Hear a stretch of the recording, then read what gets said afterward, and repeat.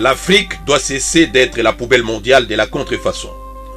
Devenue un fléau mondial, la contrefaçon tue des millions d'innocents et fait perdre à l'économie planétaire plus de 500 milliards de dollars américains par an. Voilà pourquoi l'humanité entière et les douaniers en premier doivent se mobiliser jour et nuit comme un seul homme pour l'endiguer. Pour élever ces défis, l'Organisation mondiale des douanes, OMD en sigle, qui regroupe en son sein 177 douanes du monde, vient de lancer le plan IPM, entendez Interface Public Member. En clair, IPM est un logiciel puissant doté d'une vaste banque de données. Cet outil moderne permet aux douaniers de dénicher en quelques minutes seulement les produits contrefaits dans le but de protéger les marques originales. C'est pour lancer IPM en Afrique et renforcer les capacités techniques des douaniers africains que l'OMD a organisé dernièrement à Lomé au Togo un atelier de formation sur la contrefaçon et le piratage. Les experts de l'OMD, les titulaires de droits victimes de la contrefaçon et du piratage, ainsi que les douaniers venus des 16 pays africains, à savoir le Sénégal, la Gambie, la Guinée-Conakry, le Libéria, la Côte d'Ivoire, le Bénin, le Ghana, le Nigeria, le Gabon, la RDC, Congo-Brazzaville, l'Angola, le Kenya, la Tanzanie, le Mozambique et les Togo pays hôtes, ont échangé leur expérience en la matière pendant 3 jours. Le Togo, qui est la base arrière, si pas la plaque tournante de cette opération, a déjà fait ses preuves dans ce domaine.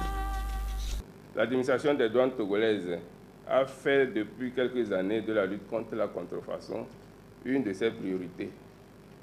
En 2010, nous avons saisi 3120 cartons de cigarettes de contrefaçon. Donc ces cigarettes ont été détruites.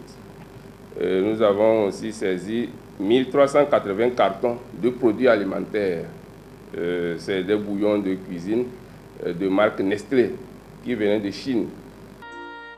En République démocratique du Congo aussi, la douane congolaise est au cœur de ces combats. Elle a déjà saisi et détruit plusieurs tonnes de produits contrefaits. Son patron, Deo Ruguzamaguera, pilote en personne les stratégies de lutte contre la contrefaçon en République démocratique du Congo. La douane a le droit, a même le devoir d'interdire l'entrée sur le territoire national des marchandises contrefaites. Donc il faut en interdire l'accès sur le territoire. Mais à supposer que par certaines manœuvres, le produit, la marchandise arrive quand même à traverser la frontière, la douane doit saisir la marchandise contrefaite et la détruire. L'OMD qui pilote ce projet sans précédent y a dépêché sur place à Lomé l'un de ses meilleurs experts en la personne de M. Christophe Zimmermann qui, carte sur table, a démontré les comment et les pourquoi de ces combats nobles.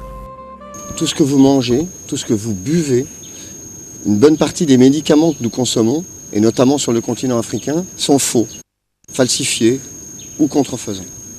Donc le rôle de l'Organisation mondiale des douanes et les rôles des différentes douanes du continent africain, c'est de protéger, c'est la première mission, c'est de protéger les consommateurs. Au-delà de cette ambition planétaire, l'OMD veut, à travers une formation en continu, armer les douaniers africains contre toutes sortes de contrefaçons et autres piratages. Aujourd'hui, s'est déployé dans 43 pays. Je peux vous dire que le Togo a accepté de le mettre en place. C'est un système gratuit pour les administrations douanières. C'est complètement gratuit. 43 pays et à peu près 500 marques sont déjà dans ce système.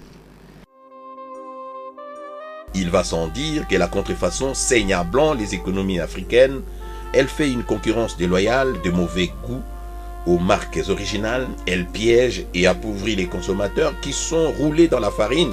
Mais surtout, et c'est grave, dans le secteur pharmaceutique, elle tue en masse les victimes innocentes. Le directeur de la formation à l'Institut international des recherches contre la contrefaçon des médicaments, M. Wilfred Roger, présent aussi aux assises de Lomé, a démontré comment les produits pharmaceutiques et contrefaits arrachent brutalement des milliers de paisibles citoyens à la vie. On est là pour empêcher qu'il y ait des morts. Les morts, c'est juste à côté de chez vous, au Nigeria. Il y a 2 ans, 84 enfants sont morts avec un faux sirop contre la toux. Même chose au Vietnam, même chose au Panama. On parle bien de morts. On ne va pas attendre qu'il y en ait d'autres. Et puis même si le médicament il ne tue pas, même si le médicament est sous-dosé, eh bien on estime qu'à cause de ça, il y a des résistances au paludisme. Et on estime que si on avait des vrais médicaments qui soient conformes, 200 000 personnes de par le monde seraient sauvées contre le paludisme. D'après M. Roger, la contrefaçon des produits pharmaceutiques tue plus que toutes les guerres armées en Afrique. Voilà pourquoi son institution est totalement impliquée dans cette opération providentielle de grande envergure dans le but de sauver la vie des millions d'Africains victimes innocentes de ce fléau. Parmi les titulaires de droits victimes de la contrefaçon et du piratage, qui ont présenté à cette occasion les caractéristiques spécifiques de leur marque protégée par les lois nationales et internationales, Vlisco International y a dépêché une forte délégation conduite par Madame Monique Gieskes, directrice en charge de la protection des marques du groupe Vlisco International. Nous avons estimé qu'il était important de soutenir cette initiative, qu'il était de notre devoir, du fait que nous sommes une entreprise qui a des usines en Afrique et en Hollande, du fait que le consommateur final de nos produits sont en Afrique, le groupe Vlisco a souscrit et le groupe Vlisco est présent dans l'IPM mondial. Donc, le but, c'est de pouvoir être en avance, c'est de pouvoir être proactif et c'est de pouvoir avoir ces flèches bien aiguisées et pour pouvoir les lancer à temps. Le plan IPM intéresse au plus haut point Vlisco International dans la mesure où même son chargé des communications, Madame Caro, a dévoilé l'importance de la communication dans cette lutte sans merci contre la contrefaçon et les piratages. Eh bien, la communication, c'est au cœur de notre stratégie, puisqu'il faut qu'on donne de l'information au public. Tout d'abord, parce qu'il faut qu'ils sachent, ils peuvent reconnaître le vrai et le faux. Les décideurs, ceux qui vont agir contre le contrefaçon, il faut qu'eux, ils savent ce qu'on fait, comment reconnaître aux frontières, aux ports, ce qui est faux, ce qui est vrai. Deuxièmement, les consommateurs, il faut que nous, on aide les consommateurs, on les soutient, on fait en sorte qu'eux, ils peuvent choisir le vrai au lieu du faux et quelles sont les conséquences de porter du contrefait. D'aucuns savent que les douaniers africains jouent au chat et à la souris avec les contrefacteurs qui changent et renforcent leur mode opératoire lorsque les administrations douanières dénichent leurs stratagèmes. Pour garder une longueur d'avance et surtout contenir les appétits gloutons des contrefacteurs avares, Vlisco International a renforcé sur place à Lomé les capacités techniques d'une dizaine de ses agents pour leur permettre de s'imprégner du mécanisme IPM et surtout de le vulgariser auprès de leurs collègues en vue de barrer la route aux contrefacteurs. Très aguerris à l'issue de cette formation, des mises à niveau, certains agents de Vlisco ont livré leur impression. Oui, on est très aguerris parce que déjà dans nos marchés respectifs, on fait déjà ce travail. Et on a dû même arrêter des produits contrefaits déjà. Et je pense qu'avec l'allure que vient de donner l'OMD à cette lutte, je crois qu'on ira beaucoup de l'avant. Parce qu'on a toujours l'impression qu'il y a une certaine impunité sur le marché et n'importe qui peut se lever et puis faire des produits contrefaits sans risque d'être attaqué, quoi. Déjà qu'il faut dire dans la technique de fabrication, nous avions déjà depuis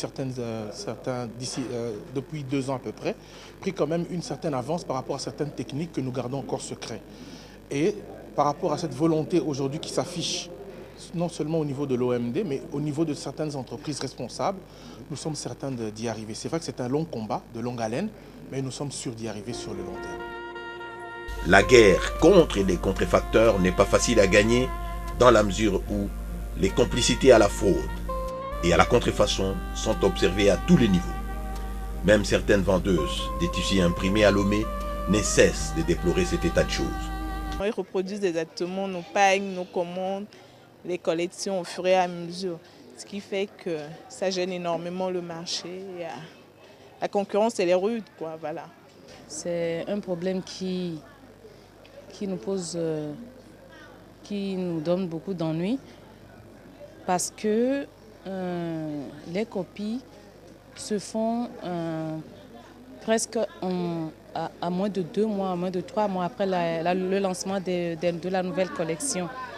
Donc ça fait que les gens ne sont plus enclins à acheter les nouvelles collections qui sortent.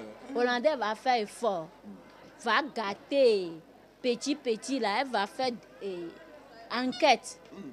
La personne qui vend petit là, Hollandais va saisir ça. Sinon, copie Hollandais là, on va faire petit Hollandais, copie Hollandais, c'est pas bon. Maintenant Hollandais c'est gâté. Mais avant la Hollandais là, c'est pas ni cher. Hein? Maintenant là, Hollandais c'est gâté. Par exemple, les sacs sous vos yeux dans cette camionnette contiennent, vous vous en doutez, des tissus imprimés contrefaits en provenance d'Asie. Il faut donc une action transcontinentale, coordonnée et concertée, capable de surveiller et même d'intercepter les marchandises contrefaites à tout moment et n'importe où dans la chaîne logistique import-export. Ça, c'est l'affaire des Nations Unies qui doivent changer certains textes en vigueur qui facilitent la contrefaçon et les piratages de marchandises depuis la production jusqu'à la consommation. Notre Afrique doit cesser d'être le déversoir de produits contrefaits. Ces combats doivent être menés par tout le monde.